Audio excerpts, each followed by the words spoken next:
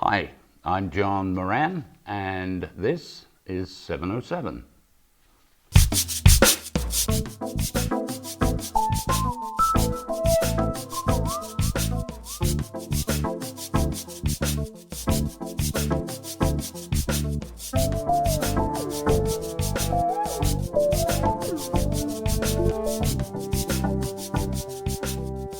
There's a little cafe in the depths of Petaluma, if there are depths there, run by a tripartite of two immigrants and one not, and it's called Aqus Cafe.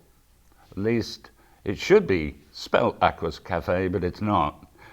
And some people have been asked, how do you pronounce Aqus Cafe?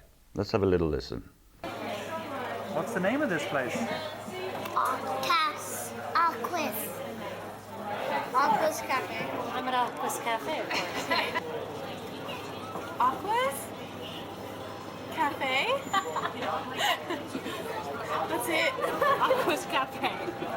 I'm not confused about this. Tomato? Aqus Cafe? Aqus Cafe. Petaluma. Yeah, go on, because you get it wrong every time. Yeah. Go on. I always call it Aqua, but it's Aquas. I never know what it's called. John will tell you that Aqus Cafe means a community coming together, but I think that he just got the sign wrong and didn't want to redo it. Well, you know, the first problem I had with how to spell it, because I always went Aquas, A-Q-U-A-S, as in the water sort of feature. But then I still refer to it as Aquas. So you get an Aquas, an Aquas, or just a cuss word. Wait.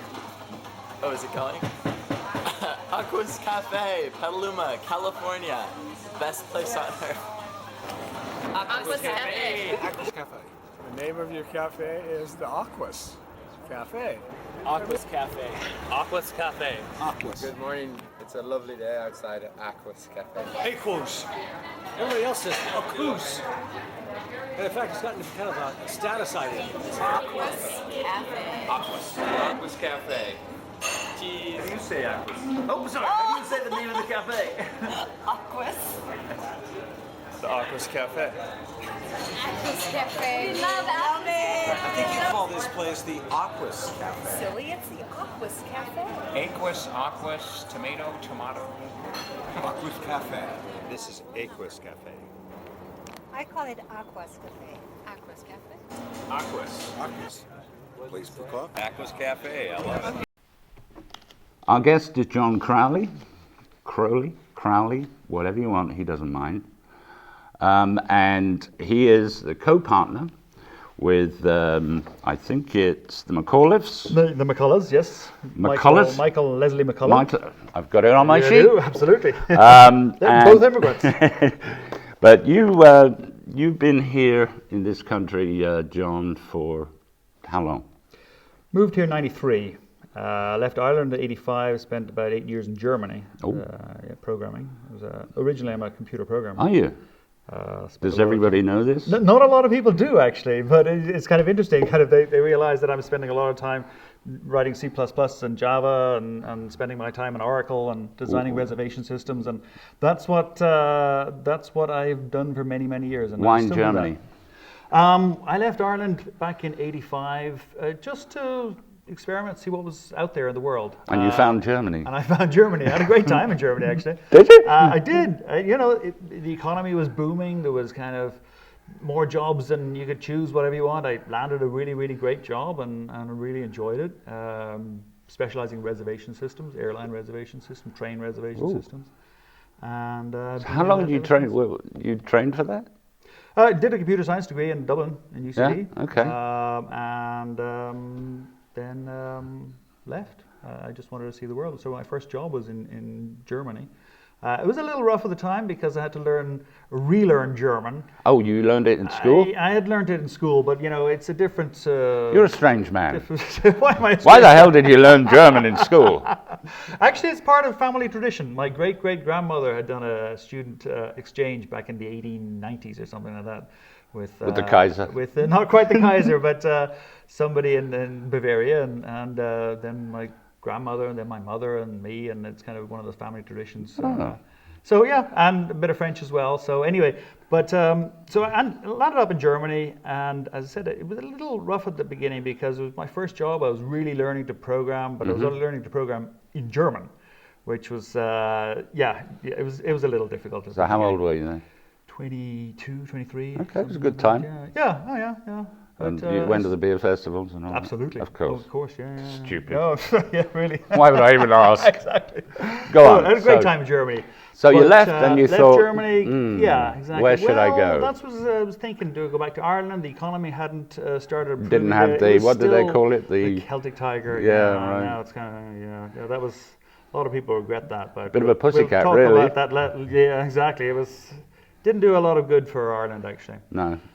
But so left Germany, and came over to visit my brother, who had moved to Petaluma. Oh, had he? Yeah, he'd moved to Petaluma about 5 years prior. Okay. Came over for summer vacation. Somebody offered me a job, and it was actually the company that my brother was working for. He's also in software, and I was working and strangely enough in airline reservation systems. So I mean, it was very interesting, and I was very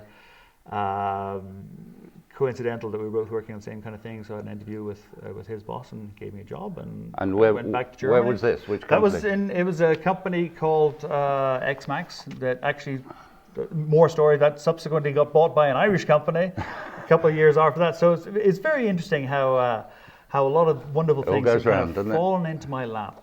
I don't know how it Lucky, how what's it the luck of the works. Irish It pub? must be luck of the Irish. It is. So, yeah. So you're here, you're working with your brother?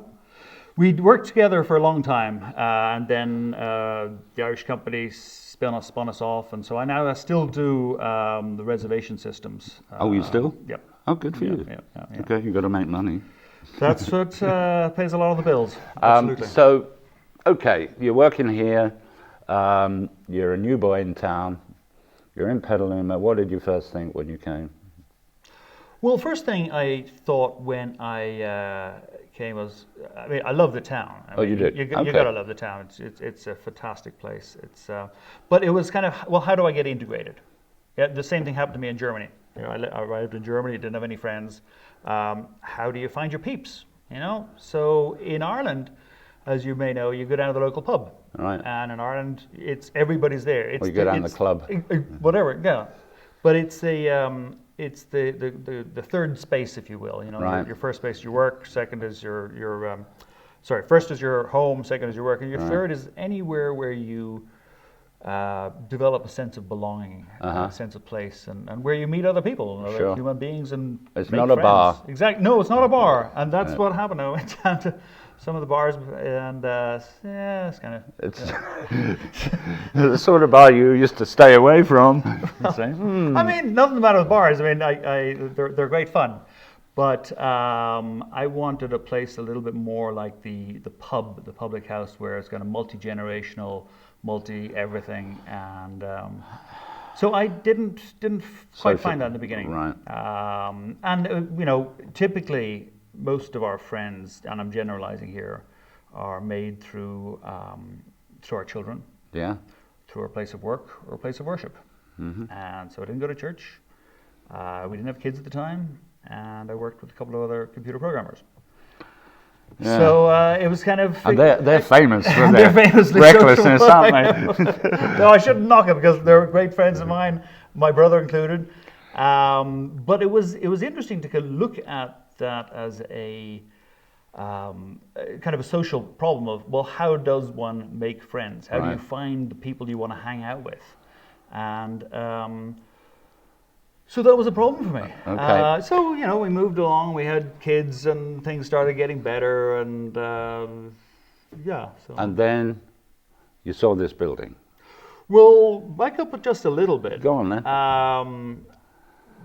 Kids were about 4 and 5, and Saturday night was, we had been pretty sociable beforehand, dinner parties and stuff like that, and we went out a lot. How goes?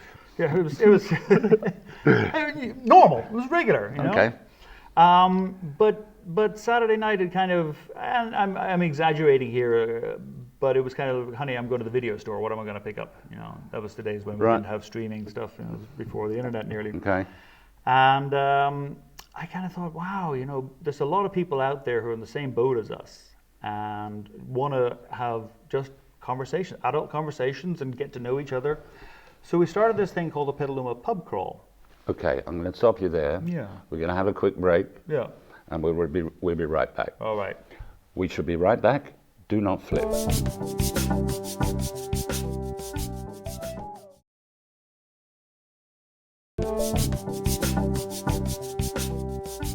Hi, and welcome back to 707. My guest is John Crowley. It's wherever he is, you pronounce it how you like. And we were talking about your arrival in the States and essentially trying to find a place where you can meet people like you. Exactly. So tell us about... So, I mean, it's a problem that I think everybody has when they move into a new community is how do you find the people you want to hang out with? Mm-hmm. And so I came up with this idea of the Petaluma Pub Crawl. And what I did is I sent an email out to, this was kind of early days when not many people had emails, so I sent an email out to 10 of my friends and said, let's meet up. It was a Saturday night, and I sent an itinerary out. We were going to meet in Volpe's at 8 o'clock, and then we went over to Graziano's, and then we went over to someplace else. You know, spent an hour in each place. Essentially to see who's left standing? Well, the whole point about it was, I'll go into that later. But the idea of it was, and so 15 people showed up. First one, it was great. We got to know a whole bunch of new people, and then I realized I was onto something. That people really appreciated this. Just go out, have a couple of drinks, and just get to know who's in your community. Mm-hmm. So what was happening, it morphed a little bit. I'll fast forward a couple of years. I got into the idea of having these things every 2 or 3 months. So not too often, but you know, not like once a year. So probably about 3 times a year, 4 times a year. So people would have enough time to arrange for babysitters, plan it a little bit ahead. And what we did is we had themes on these. So it was bring a book that changed your life. Okay. Bring the last postcard you got. Bring a photograph of yourself as a teenager. Anything that would help you get into a conversation with somebody else. I mean, we've all been, even in Ireland, we'll talk about that later as well. I grew up in an Irish pub. It was my grandfather's pub, exactly, yeah. And my brother's running it now. But you know, you're in a room of people. How do you start a conversation? It's difficult to walk up to somebody and say, "Can we start a conversation?" Hello. You're pretty weird. You know? So, you look nice. I know. But if you're part of a group of people who are there intentionally to create social capital, which is what it was about. Social capital it's the kind of the trust between people that are within a kind of a network. Does it tend to be honest? Oh, there has to be trust. There has to be honest trust. That's really what it's about. I was very intent at the beginning of this to make sure that it was not just a drink fest. So I made sure that it was targeted to people interested in the same kinds of things that I'm interested in. It was social networking. So these books, these themes, they helped people start a conversation. So I walk into a place like Graziano's and I see somebody holding a book. Well, great, they're part of the group. Right. Or they're holding a photograph, and show me your photograph. You start a conversation.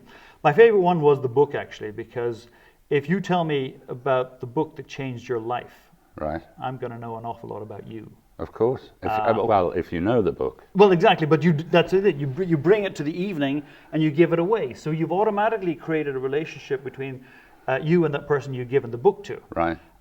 Whether you like it or not, you have a relationship.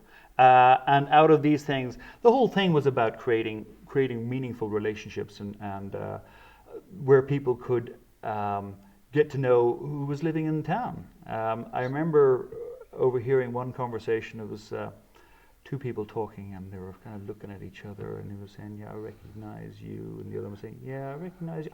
We're neighbors, and that's what it was. They were actually they were back-to-back neighbors, but still, it took them coming out to this social event Right. to realize they had something in common. I thought And you were that's- going to say, "Oh, you're my wife." that actually happened, in future. People did get married out of it, and a whole bunch of good things happened out Yeah, of go that. on. Sorry. But the idea really was, and I overheard so many and got great feedback of people meeting people that they had kids in the same baseball team, kids in the same whatever, similar interests, same whatever it was. But they wanted a place. Not so much a place, but a sense of belonging in their community. And you're never going to belong in your community unless you know a bunch of people and feel that you trust them and have a relationship with them. So that was really what started that. And this is like, we started this 20 years ago.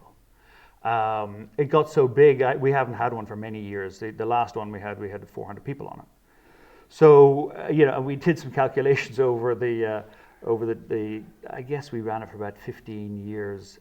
We worked out something like 10,000 people had been on this thing. Right. Some of them multiple times, but I mean, it gathered a lot of popularity in the first couple of years, and then kind of each event was like a 200-person event. And what do they think it was, a protest march or something? Did you walk into this place? No. I pre-arrange these things always. Right. Okay. There was a certain amount of trepidation, I guess, in the beginning about what these are and why is John doing it. Well, he's not trying to be Oswald Mosley. Well, there was, because nothing like this I think had ever happened in certainly in Petaluma with that kind of volume of people, and then the reason behind it, why is he doing it? So people were kind of, well, that's the thing about things here. What's in it for him? There was a certain amount. Well, I mean, I know what it was in it for me. It was selfish. I wanted to live in a community where I knew a bunch of people, and other people had a sense of place and a sense of belonging. Were a lot of them afraid? Oh well, was there a little bit of that? Well, we don't mind taking part in the drinking or whatever, or the walk-in or the gathering, but there's a certain amount of space in front. No, the most, what I recognize most was I tell people I'd run this thing, say, oh no, I don't drink. Was immediate reaction. Well, I'm not asking you to get stocious. Have a glass of wine. There was many people there who just come and drink water or sodas or whatever. It was not about drinking. Right. It really was about the connections that are made. And it was over time they got it. Oh, absolutely. Oh, yeah. Okay. Absolutely. So we need to get to Aqus at some stage during this conversation, or else what the hell's the point? Why did you start Aqus?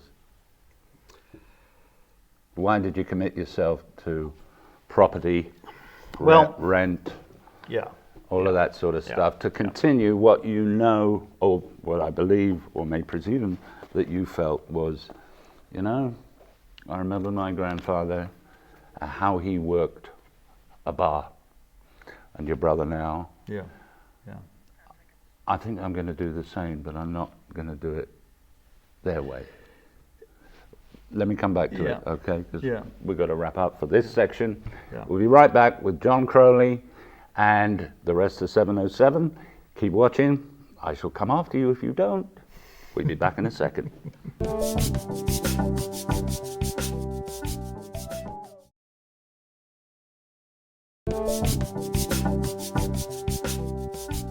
Welcome back. I'm with John Crowley, and this is 707, and we're finally getting to Aqus Cafe.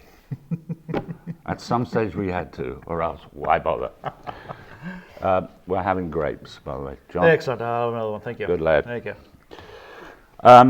So, you find this building, you see potential.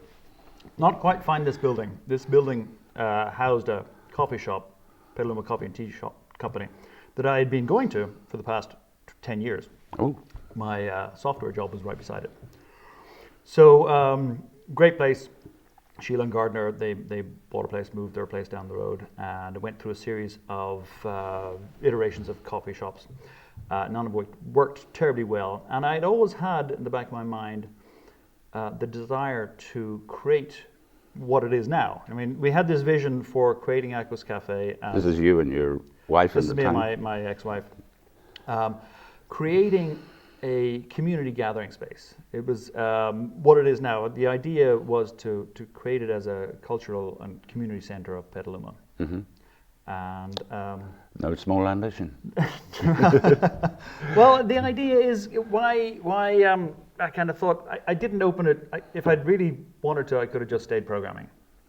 But you only live once, and I always say to my kid, don't do the easy stuff, do the hard stuff. Yeah, do the hard stuff. Yeah. So I started this off with, I had some experience. I worked in my father's pub back in Ireland some many years ago, and I had a vision for what I wanted to create on the customer experience side of things. And you knew how you'd be? Yes. You knew you would be the bartender, the landlord, the psychiatrist? Well, you've got to know it all. You really do have to know it all. There's some parts of it that I wanted to focus on, the programming of it, anything that brings people together. Mm-hmm. So what brings people mostly together is music. So we have music 5 nights a week. From day one? Pretty much. We started it about 2 months into it. We're actually 10 years old now. We started. Do you know, December. that surprises me, because it seems to me that you've been there for about 30. Okay. I mean, not that I would have known, but it's an establishment. Oh, did you go to Aqus Cafe? Yeah, I was there about 20 years ago. Wasn't there, pal. No, it's 10 years old now. And we started music pretty much the next month. So that's really the point of it, is gathering people together. And it's a different kind of experience to going into a bar or restaurant. Most things are designed, for example, we've taken a detailed attention to things like, for example, all around the walls, we've got a bench. Yeah. So you sit, right, and you're automatically connected to the next person sitting at the next table, whether you like it or not. Yeah. Those types of very small things. A bit like things. a French cafe or Exactly. a brasserie or a bistro, and then a lot of the bars in Ireland just had benches. Exactly. That's all they had. That kind of thing. Couldn't afford chairs. Well, no, of course. But in the way that you go to a restaurant and you go there to eat, or you go there with a bunch of friends, you're not terribly interested in having a conversation with the people sitting next, the people sitting on the next table. Whereas in Aqus Cafe, you are, and it's not. You can't help yourself. You can't help yourself, and it's kind of expected. People will get in conversation with the person next. How do you order your food? Well, you stand in line, you order it at the counter. Well, when you're in line, you're probably going to have a conversation with the person in front or behind you. And that's the kind of atmosphere that it is, and it promotes people getting to know each other. So how did the McCullers get involved with you? Well, about 2 years after I opened it, I realized that I needed somebody who knew restaurant experience. Because here I am, I'm a computer programmer. Right. I know what I wanted from the community aspect of it, but the operations part of it, it was not my forte. So I asked Michael and Leslie to join me. You knew them by then? I had known, I know them. All Irish people know each other in Petaluma. Oh, And I'd been to the Redwood Cafe, of course, and seen what they'd done there, and really respected both of them, and asked them to be partners. And is it Leslie? Leslie, yeah. Yeah, she's English? She's English, She's from Lancashire? Yeah, absolutely. So she's all right? Yeah, absolutely, of course. So they said, okay, right, we're kind of similar. We have similar ideas. Yep. Similar mentality. Yeah, absolutely. Similar motivations. Yes.